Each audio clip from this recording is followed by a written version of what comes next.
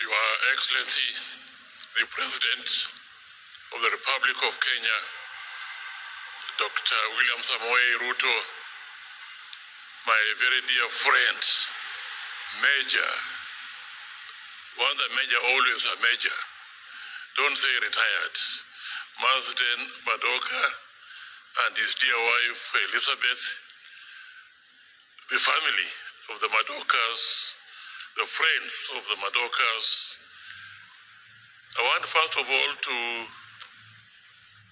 thank the President for having allowed this launch to be done here in the State House.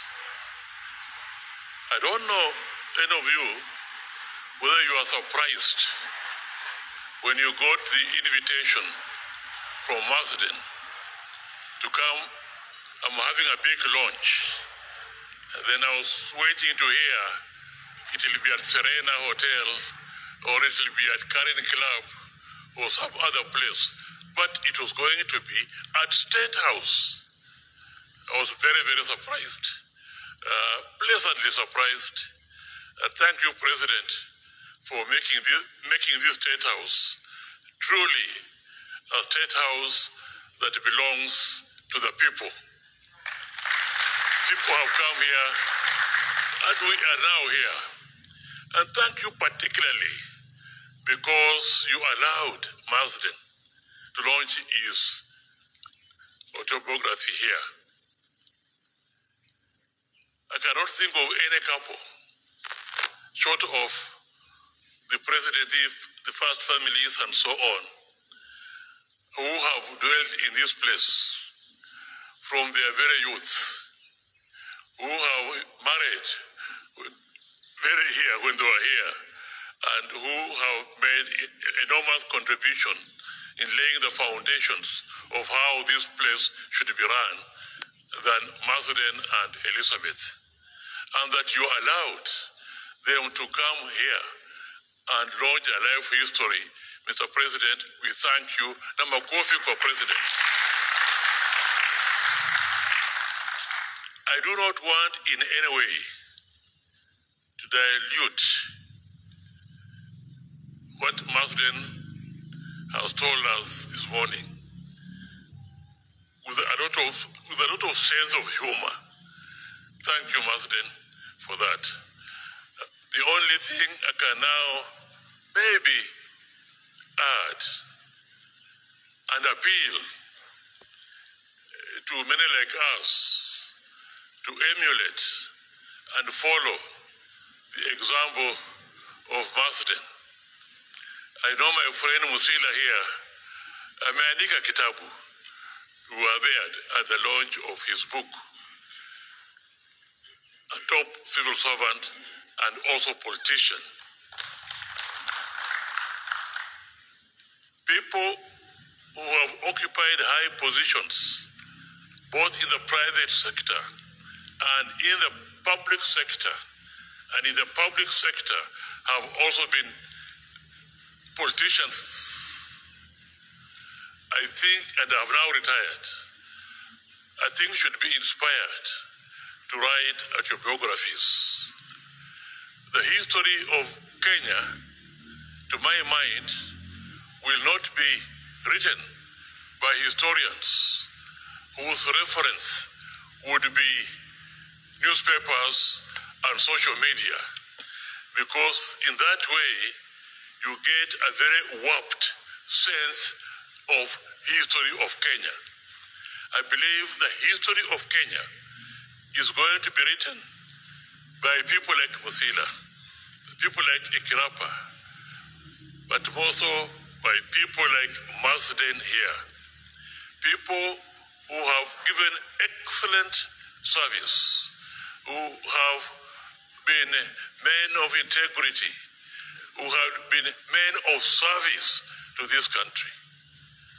Imagine coming here when you are very young, to be, I think, the first African State House controller, and stay here for a long time. and you are handsome, and all of the time standing behind President Jomo Kenyatta, the father of the nation. Imagine that.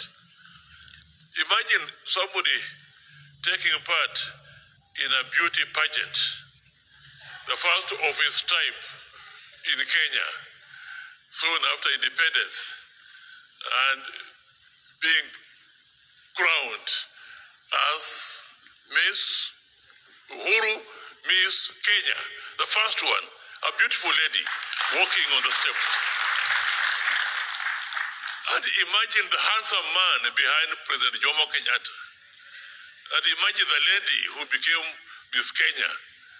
Imagine them getting married in a wonderful wedding. I can tell you, your wedding inspired most of us. And we said, if we grow up, we would want to be like Marsden and Elizabeth in the way they bear themselves. So thank you so much. I was encouraging Mrs. Pratt, my friend, you should also write a book because you have something to say. You have something to say for Kenyans to read and benefit.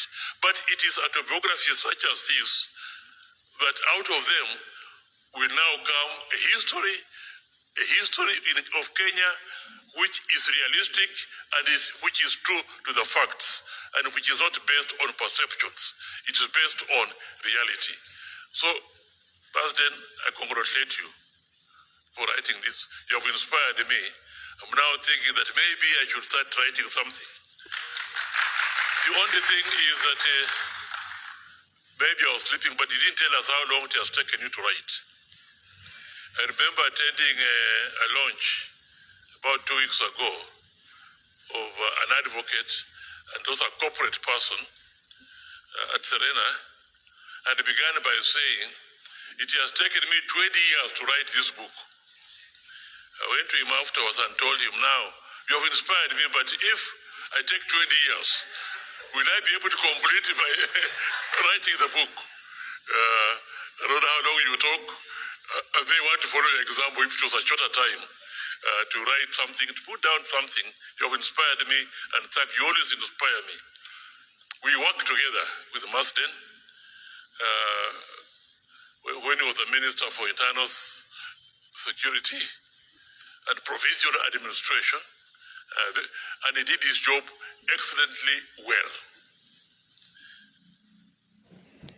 He was in that position, and then he was also Minister for Foreign Affairs, and we worked again very closely together.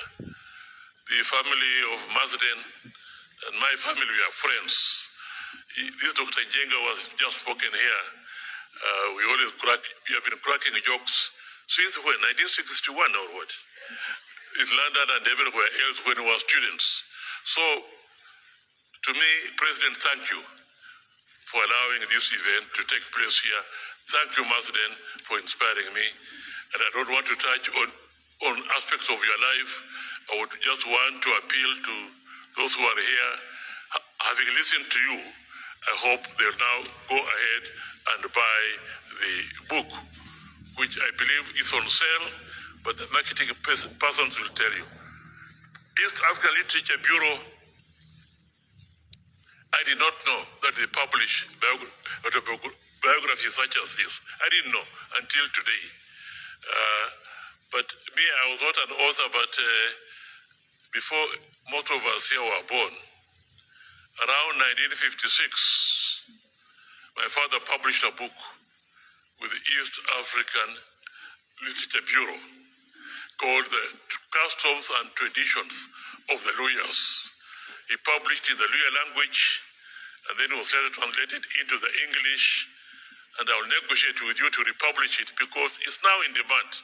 Children want to know what are our traditions, what are our roots, and my father's book will come in handy.